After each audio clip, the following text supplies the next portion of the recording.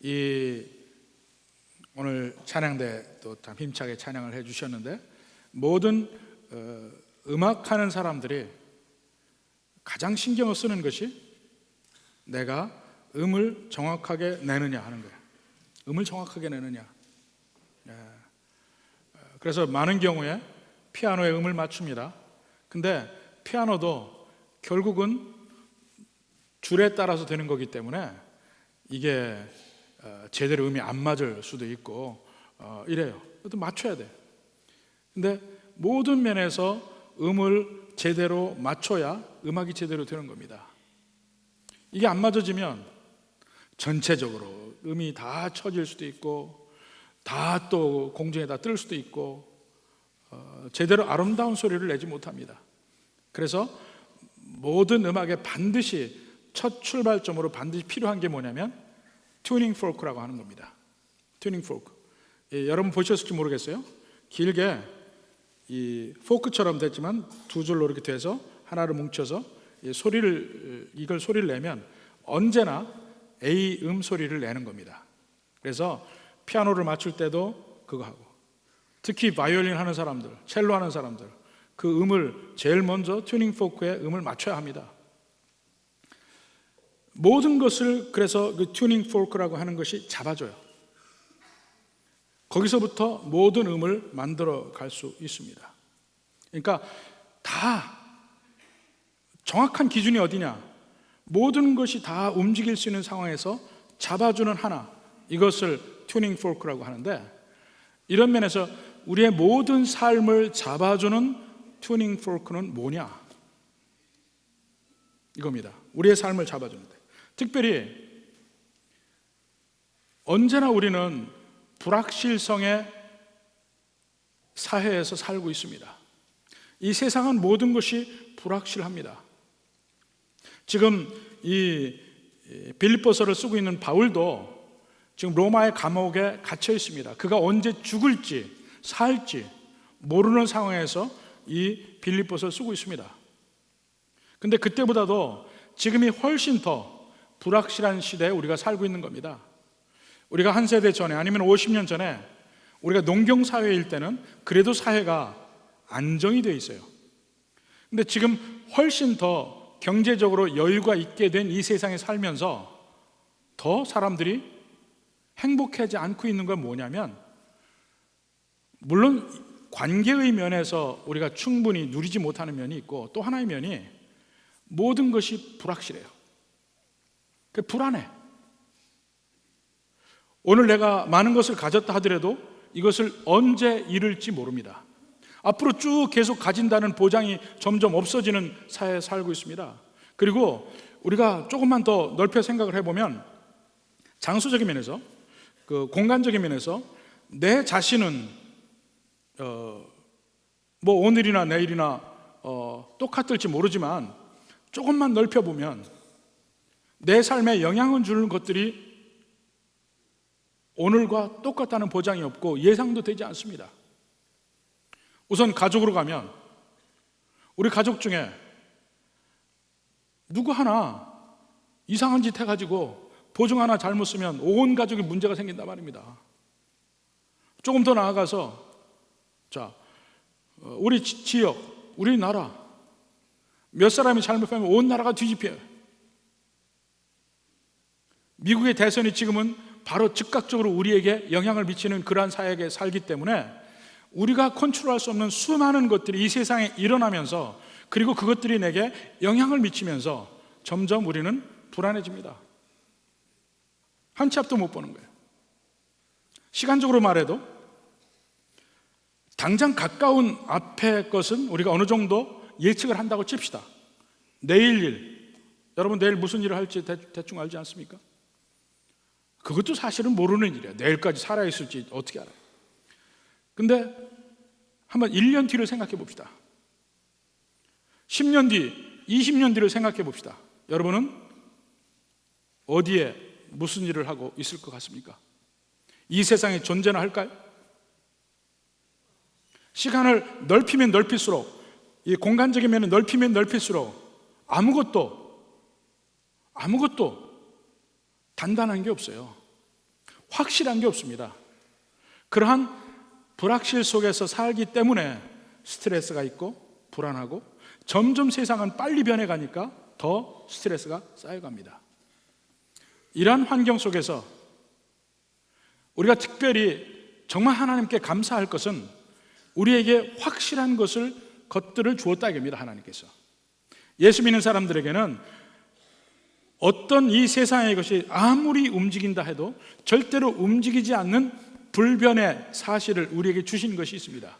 바로 이러한 면이 오늘 우리가 읽은 빌립보서 3장에 우리가 함께 볼 수가 있습니다. 한번 생각해 보십시오. 여러분의 삶에 무엇이 확실한가? 여러분이 사업합니까? 오늘 장사가 잘 됐어요. 근데 내일 잘 될지는 어떻게 합니까? 이번 시즌은 잘 됐어요. 다음 시즌은 어떨까요? 여러분의 직장도 마찬가지예요. 지금 직장이 편안해요. 근데 조금 시간을 넓혀가면서 여러분 그 직장에 언제까지 있을 것 같습니까?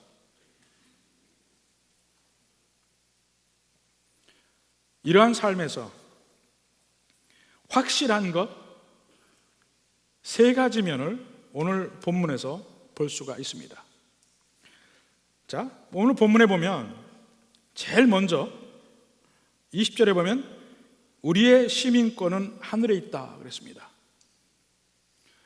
확실한 것 첫 번째, 천국이 있다는 사실, 그리고 천국이 우리가 돌아갈 본향이라는 것, 이것이 확실하다는 것입니다. 그 전에 거기에 대비되어서 앞에 얘기한 이 세상의 것은, 세상에 안 믿는 사람들에서 얘기합니다. 18절 후반부부터 여러 사람들이 그리스도의 십자가의 원수로 행하느니라. 믿지 않은 사람들 얘기입니다. 그들의 마침은 멸망이요, 마지막은 멸망이요, 그들의 신은 배요. 배라는 게 우리 스토맥, 이걸 얘기합니다. 배요, 그 영광은 그들의 부끄러움에 있고 땅의 일을 생각하는 자라. 근데 땅의 일을 생각하는데 이 땅은 언제나 움직인단 말입니다. 그러나 20절에 그러나 우리의 시민권은 하늘에 있다. 이 시민권 얘기를 하는데 특별히 빌립보는 이 시민권에 대해서 민감한 곳입니다. 이 빌립보라는 곳은 이 그리스에서도 이 터키 쪽에 가까운 그리스 동북부에 있는 도시입니다. 그리고 그 도시는 옛날에 그렇게 뚜렷한 도시가 아니었어요. 결국은 이 알렉산더 대왕의 아버지 빌립의 이름을 따서 거기가 이제 빌립보라고 하는데, 그 지역이 유명해진 것은 로마의 시저가 브루투스에게 암살을 당한 이후에 그 브루투스가 동쪽 그리스 쪽으로 도망을 갔습니다. 이제 그 시저의 복수를 하기 위해서 옥타비아누스와 안토니우스가 연합을 해서 이 브루투스와 전쟁을 하는데, 첫 번째 전쟁에서는 옥타비아누스가 브루투스에게 집니다. 그리고 가장 결정적인 전쟁을 바로 빌립보 앞에 있는 평원에서 브루투스의 군대와 옥타비아누스의 군대가 전쟁을 부는데, 그때 옥타비아누스가 승리합니다. 그리고 나서 이제 옥타비아누스와 안토니우스 연합을 했었지만 그 승리 이후에 이제 둘이 갈라집니다. 그래서 안토니우스는 그때에 로마로 가지 않고 이집트로 갑니다. 그래서 이집트의 클레오파트라와 함께 이집트를 차지합니다. 옥타비아누스는 로마를 차지합니다. 결국은 그 전쟁에서 옥타비아누스가 이기고 로마의 가장 위대한 왕 아우구스투스가 됩니다.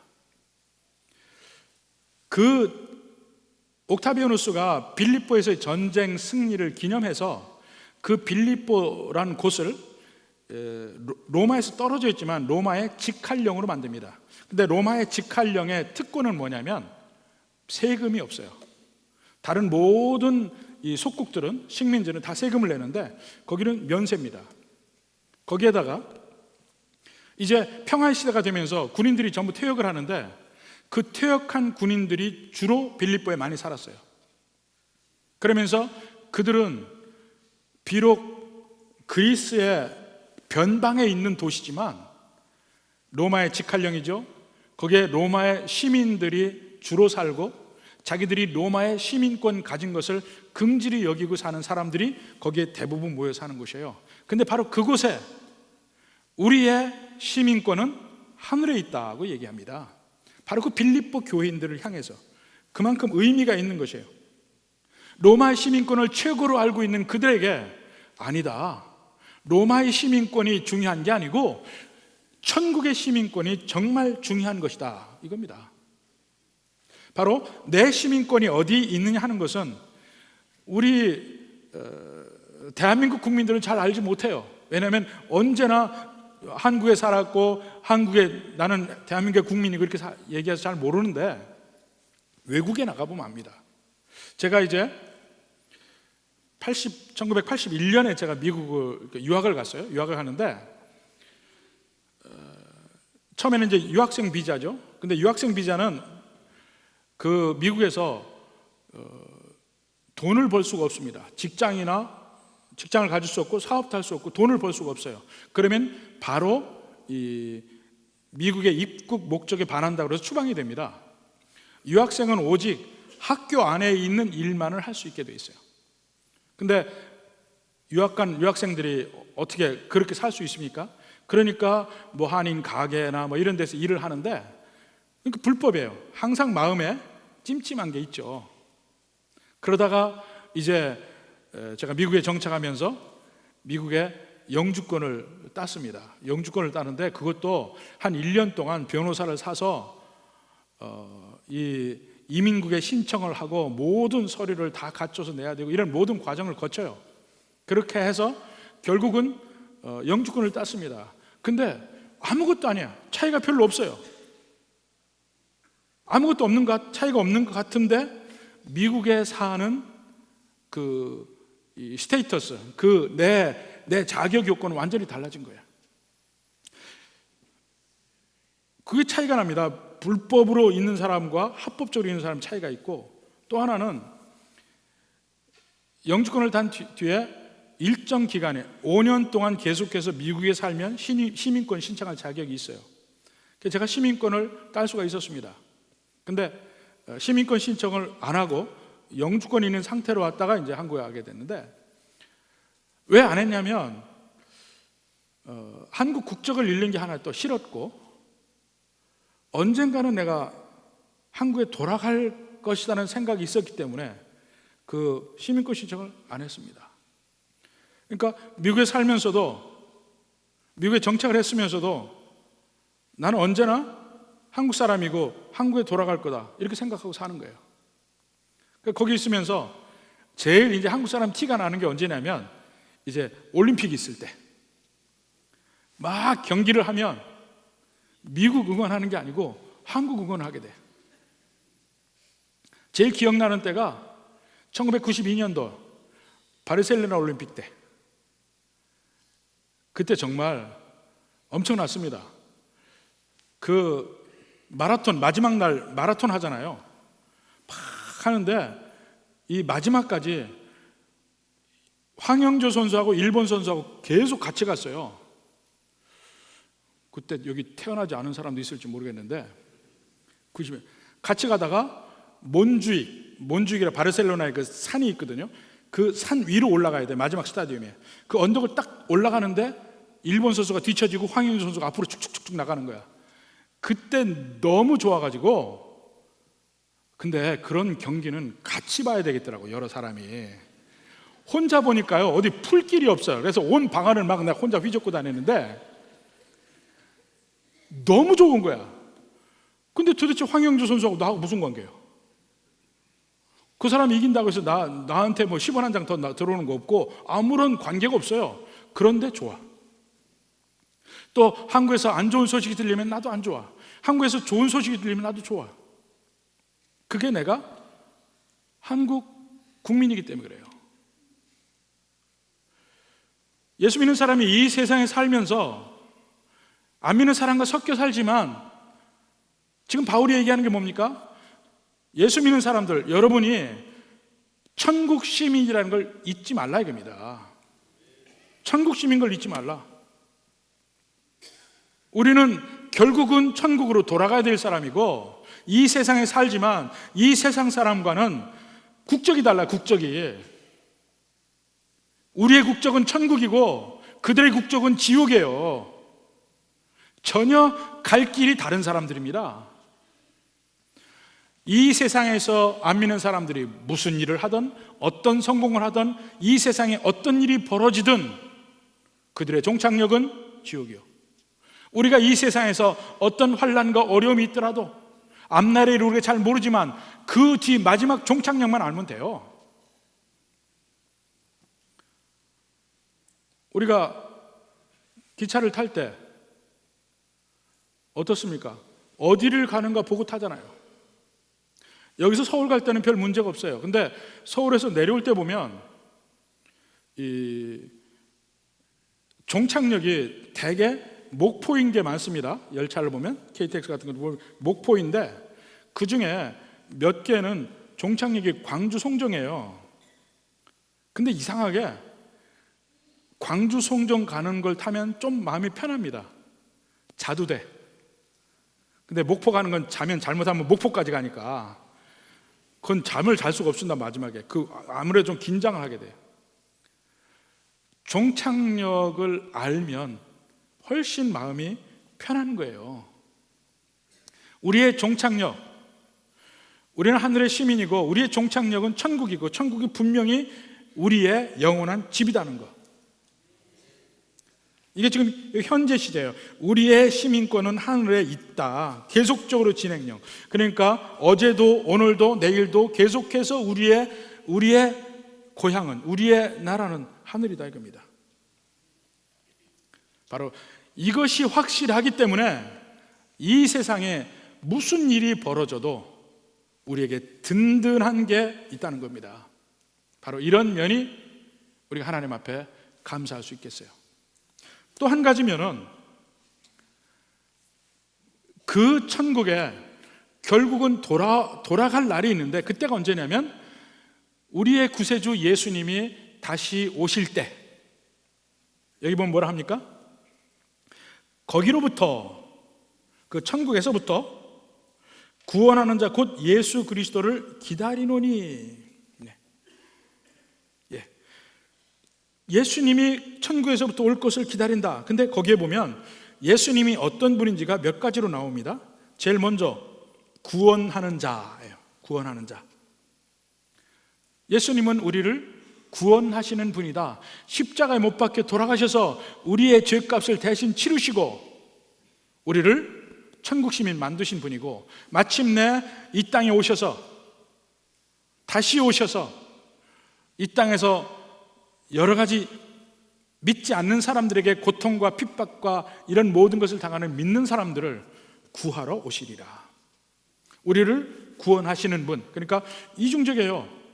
십자가에서 우리의 죄값을 치르셔서 우리를 천국 시민 만드신 분, 다시 오실 때 우리를 드디어 천국으로 데려가실 분, 그러한 면에서 구원하시는 분입니다. 그분이 곧 주 예수 그리스도. 왜 이 세 가지를 한꺼번에 얘기할까요? 예수님은 먼저 주님이십니다. 주님이란 말이 그냥 이 종들이 자기 주인을 얘기할 때 주님이라고 얘기하기도 하지만, 이 복음서에 보면 유별나게 처음에는 선생님이라고 했다가 예수님이 부활하신 이후에 제자들이 예수님을 주님이라고 고백을 합니다. 예수님이 주님이라고 얘기해요. 근데 그 면에 의미가 따로 있습니다. 뭐냐면 유대인들이 구약 성경에서 우리는 메시아라고 전부 나오잖아요. 구약 성경에 메시아라고 나오는 그 하나님의 이름이 나옵니다. 여호와라는 이름이 우리 성경에는 있어요. 그런데 히브리 성경에도 물론 하나님의 이름이 기록되어 있습니다. 4글자로 되어 있어요. 그래서 테트라그람이라고도 이야기하는데 그것을 구태여 하나님의 이름을 발음하지 않습니다. 왜냐하면 여호와의 이름을 망령되이 일컫지 말라 하는 그 계명을 지키기 위해서 하나님의 이름을 조금이라도 잘못 발음할까 봐 아예 발음을 안 합니다. 발음을 안 해요. 그렇게 하고 그 하나님의 이름이 나올 때마다 그들은 아도나이라고 했어요. 그게 바로 그 히브리 말로 주님이란 말이에요. 또 로드란 말이에요. 그러니까 여러분들이 NIV 성경을 보면 우리말에 여호와라고 나와 있는 모든 부분을 찾아보십시오. 뭐라고 나와 있나? 대문자로 LORD, 로드라고 나옵니다. 여호와라는 이름이 한마디도 안 나옵니다. 왜냐하면 히브리 백성들이 읽을 때 언제나 아도나이, 그 로드라고 읽었기 때문에 그래요. 바로 그 주님이라는 말이 그 히브리어로 그렇게 읽었는데, 그것이 헬라어로 주님이란 말이 뭐냐면 똑같이 큐리오스라고 하는 말이에요. 그러니까 주님이라는 말이 신약에서 예수님을 특별히 주님이라고 부를 때는 하나님이라는 의미입니다. 바울이 그걸 먼저 고백하고 있어요. 다시 오시는 우리를 구원하실 바로 그분은 하나님이시다. 그게 우리가 주님하고 부를 때의 그 의미입니다. 우리가 예수님을 기도할 때나 주님이라고 부르잖아요. 근데 주님이라는 거예요. 바로 예수님이 하나님이라는 것을 고백하는 겁니다. 바로 이면 주, 그 다음에 예수. 예수란 말은 원래 히브리어로 여호수아와 같은 말이에요. 구원자라는 뜻이에요. 근데 예수님의 어머니 마리아가 잉태할 때 가브리엘이 와서 얘기합니다. 아들을 낳으리니 이름을 예수라 하라. 그래서 예수님의 개인적인 이름이 예수예요. 예수. 그건 예수님의 이름입니다. 근데 이름에도 의미가 있다는 얘기죠. 자, 그 이름에다가 그 다음에 그리스도라고 합니다. 그리스도는 원래의 뜻은 기름 부음 받은 자, the anointed라는 말입니다. 기름 부음 받은 자. 근데 이 크리스토스라는 말은 헬라어고 히브리어로 기름 부음 받은 자라는 말이 메시아라고 합니다. 근데 그 메시아라는 말이 일반 명사로 기름 부음 받은 자인데, 그 기름 부음 받은 자가 구약에서 누구였냐면 왕, 제사장, 선지자입니다. 그들에게 직책을 줄 때 머리에 기름을 부었습니다. 바로 그런 의미가 요즘에도 목사가 될 때 이렇게 안수를 하고 뭐 이런 것인데, 기름을 부었어요. 그래서 왕, 제사장, 선지자에게 하나님이 직임을 줄 때 그렇게 했는데, 나중에 이스라엘의 역사의 후반부에 가서 보니까 나라가 없어졌죠. 왕이 없어졌죠. 성전이 없어졌죠. 제사장이 없어졌죠. 말라기 이후에 BC 400년, 450년 요 사이에 말라기가 써 있는데, 그 이후에는 선지자도 없어졌습니다. 그래서 400년 동안 이스라엘에 선지자가 없다 하는 것이 계속해서 그 당시에 히브리 문서에 나옵니다. 이 세 가지가 없어요. 기름 부음 받은 사람이 하나도 없는 거예요.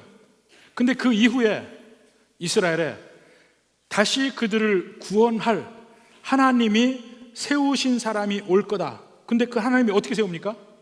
기름 부어 세우는 겁니다. 그래서 그들이 기다리는 구세주를, 하나님의 기름 부음 받은 자 메시아를 기다리는 겁니다. 그 메시아를 기다리는데, 메시아란 말은 아까 말했듯이 히브리어예요. 헬라어에 똑같이 기름 부음 받은 자의 말이 크리스토스입니다. 그러니까 그리스도라는 말은 구약에서 메시아라는 말과 똑같은 겁니다. 이스라엘을 구원할 분. 그러니까 여기 의미가 다 있죠. 구원하는 자, 곧 주, 예수, 그리스도. 바로 그분이 하나님이시고 인간이 되어서 우리의 구원자 되시는 바로 그분이 다시 오신다 이겁니다. 그분이 다시 오신다. 그래서 그분을 기다린다고 표현하고 있어요. 기다린다. 여기서 기다리는 것은 그냥 기다리는 것보다 아주 초조히 왜 빨리 안 오나 하고 목을 빼고 기다리는 그런 면을 이야기를 합니다. 여러분 그렇게 기다려 본 적 있습니까? 갈망하고 기다리는 것. 전에 보면 지금은 인천공항이 생겨가지고 그리고 하도 외국도 자주 왔다 갔다 하니까 이렇게 송영하고 마중하고 이런 게 그렇게 많지는 않아요, 옛날처럼. 근데 옛날에 김포공항에서 우리가 떠날 때는요, 우리가 이제 결혼하고 우리가 같이 부부가 떠나는데 배웅하러 한 30명 이상 왔어요. 배웅하러. 우리 집 쪽에서, 우리 처가에서, 우리 고모, 외삼촌, 삼촌 해가지고 한 30여 명이 나왔어요. 근데 다시 한국에 올 때도 보니까 김포공항에 내리는데 30여 명 안 돼도 20여 명은 되더라고. 다 기다리고 있습니다. 이 입국장소 나올 때 거기 전부 다 사람들이 기다리고 있어요. 언제 나오나 그러고. 그렇게 기다리는 겁니다. 나오기를 고대하고 기다려요. 탕자에 비해서 아버지가 기다리죠. 아버지가 얼마나 기다리냐면 저 동고 밖에 이렇게 딱 도는 길을 언제나 쳐다보고 있어요. 그쪽으로 오면 그쪽으로 오니까. 아들이 남루한 행색으로 딱 들어오는데도 아버지는 금방 알아봐. 그만큼 기다리는 거예요. 우리가 이 세상을 살면서도 예수님이 다시 오시는 것이 확실한 것을 믿습니다. 그리고 그 확실한 그 사실에 대해서 오시는 그 때를, 오시는 그분을 기다리는 겁니다. 갈망하고 기다리는 겁니다. 여러분 그러한 기다림의 마음이 있습니까? 예수님을 사랑하지 않으면, 그리고 예수님이 얼마나 우리에게 사랑을 부어주셨는지를 느끼지 못하면 그런 기다림을 할 수가 없습니다. 그저 이 세상만 좋아. 오늘 우리 감사절로 감사를 하는데요, 우리에게 이 땅에서 많은 소산을 주신 것을 감사한다, 그것으로 끝납니까? 이 세상에서 나와 함께 하신 것에 감사한다. 근데 이 세상은요, 길어봐야 100년입니다. 그 뒤에 영원한 삶에 대해서 여러분 어떻게 생각하고 있습니까? 정말 예수님께 우리가 감사하는 것은 이 세상에서 소산을 주신 것도 감사하고 이 세상에서 나와 동행하시는 것도 감사한데, 우리의 진정한 삶, 영원한 삶을 그분이 보장하시고 그 천국길을 우리와 함께 하시기 위해서 다시 오신다는 사실, 그리고 그분을 기다리는 삶이 되기 때문에 이 세상에서 무슨 일이 벌어져도 나는 두려워하지 않습니다. 무슨 일이 벌어져도 불안함이 없습니다. 물론 세상적인 불안함이 있지만 마음 깊이에는 하나님이 주시는 평안함이 있다는 거예요. 이게 진짜 감사합니다. 하나님이 주시는 평안함. 그리고 예수님이 다시 오시는 그때에 무슨 일이 벌어지냐? 마지막에 보면 우리의 낮은 몸을 자기 영광의 몸의 형체와 같이 변하게 하시리라. 이때를 고대하는 겁니다. 우리의 현재의 몸을 낮은 몸이라고 표현하고 있어요. 낮은 몸으로 표현하는 이유는 뭡니까? 우리는 원래 하나님께서 우리를 만드실 때, 아담과 하와를 만들 때 그들의 몸은 완전했습니다. 완전하다는 의미가 뭐냐면 하나도 모자란 게 없고 넘치는 게 없고, 그러니까 아름다웠고, 그리고 점점 나이 드는 것도 없다는 거예요. 시간이 흐를수록 자꾸 물건이나 사람이나 크랙이 갑니다. 줄이 생겨. 시간이 흐를수록 몸은 점점 처지기 시작하고, 눈은 침침해지기 시작하고, 귀는 안 들리기 시작하고, 이빨도 자꾸 흔들리고, 무릎은 아프고, 모든 일이 젊을 때와 같지 않게 점점 힘이 들어집니다. 점점 정신은 없어지고, 이게 낮은 몸이에요. 낮은 몸. 이 세상에서는 뭔가 우리 몸을 보면 완벽하지 않아요. 언제나 부족합니다. 장애도 생기죠. 질병에 걸리죠. 질병에 걸리고 나면 이 세상 어떤 것도 건강과 바꿀 수 없다는 사실을 깨달아요. 근데 바로 그러한 낮은 몸을 가지고 있다는 것을 느낄 때 예수님이 다시 오시는 그날에 우리가 갖게 될 영광의 몸을 생각하는 겁니다. 영광의 몸은 어떤 몸입니까? 예수님이 다시 오실 때 우리가 입게 될 영광의 몸, 완벽한 몸입니다. 여러분 스스로에 대해서 어떤 열등의식을 갖고 있습니까? 얼굴이 어떻습니까? 몸매가 어떻습니까? 키가 어떻습니까? 몸무게가 어떻습니까? 여러 가지 여러분은 여러분의 몸에 대해서 불만족한 게 꼭 있어요. 꼭 있습니다. 불만족한 게. 근데 그날에는 그런 거 다 없어지고, 장애로 있던 거 없어지고, 병도 없고,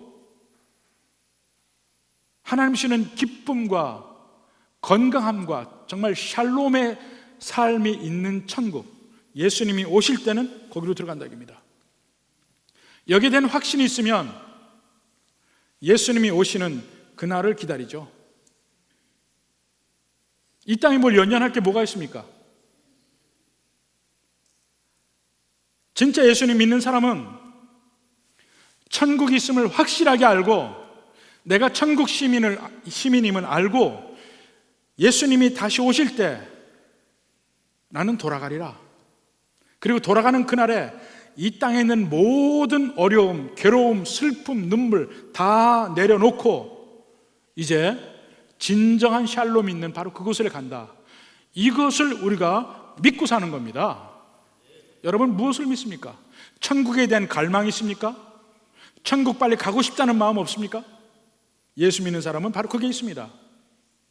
그리고 그 확신이 있을 때 바로 그러한 복을 우리에게 허락하신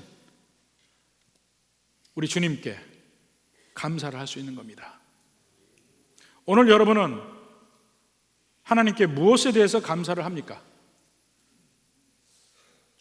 겉으로 표면적으로는 우리에게 주신 소산이 있을 때, 이 농사의 사이클에 맞춰서 소산이 있을 때 특별히 하나님께서 우리에게 베푸신 은혜를 감사합니다. 근데 바로 이러한 물질의 감사만 있어서는 안 된다 이거죠. 진정한 감사, 우리를 천국 백성 만드신 감사, 반드시 우리를 구하러 다시 오실 예수님이 오실 그날을 고대하면서 기다리며 사는 삶, 이게 감사의 삶이에요. 그리고 그날에 우리의 삶이 어떻게 바뀔지를 알고 그날을 갈망하며 사는 삶, 이 삶을 살게 되면 우리의 환경이나 이런 모든 것과 관계없이 매일매일의 삶이 하나님께 감사할 수 있게 되는 겁니다. 여러분에게 무슨 일이 벌어집니까? 여러분을 실망케 하는 일들이 벌어지죠. 내 마음을 아프게 하는 일들이 벌어지죠. 불안한 일들이 있죠. 그런 것들을 우리가 피할 수 없어요. 그렇지만 그 밑에, 그 마음의 그 가장 밑바닥에는 바로 이러한 확신이 있어서 마음에 평안이 있어야 합니다. 여러분에게 이 평안한 마음이 있습니까? 이 마음이 있을 때 우리 주님을 향해 진정한 감사가 있는 삶이 있을 것입니다. 부디 이러한 은혜가, 이러한 확신이, 이러한 복이 함께하는 여러분이 되기를 주님의 이름으로 축원합니다.